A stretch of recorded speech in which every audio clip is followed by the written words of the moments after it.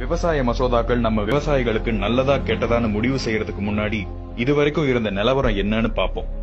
இவ்வளவு நாளா நம்ம விவசாயிகள் விவசாய மண்டி மூலமா கமிஷன் ஏஜென்ட்டுகளுக்கு மட்டும் விற்கக்கூடிய சூழ்நிலை இருந்து வந்துச்சு. அவங்க வச்சதுதான் சட்டம்னு இருந்ததால விவசாயிகளுக்கு லாபம் கம்மியாவும் இடைத்தரகர்களுக்கு கொழுத்த லாபமாவும் கிடைச்சிட்டு இருந்துச்சு.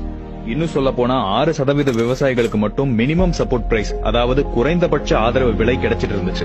இது ஏன்னா எந்த ஒப்பந்தமும் எழுத்து வடிவில இல்லாம வெறும் வாய்வாக்காவே இருந்து வந்ததுனால விவசாயிகளை ஏமாத்துறதும் அவங்கள கடனாளி ஆக்கிட்டு அவங்க நிலத்தை பறிக்கிறதும் வாடிக்கையாவே இருந்துட்டு வந்துச்சு.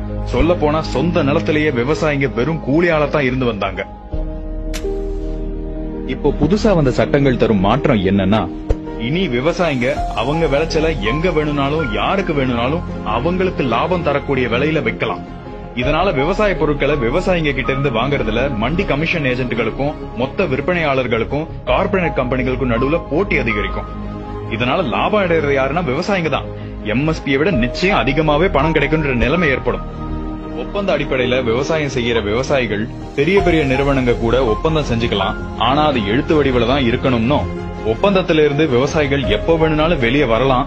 ஆனா அந்த நிறுவனங்கள் ஒப்பந்தத்துக்கு கட்டுப்பட்டு தான் ஆகணும்னோ, எந்த சூழ்நிலையிலும் அவங்க விவசாயிகளோட நிலத்தை லீஸுக்கோ இல்ல விலை கொடுத்தோ எழுதி வாங்க முடியாதுன்னு சொல்லுது இந்த புது சட்டம்.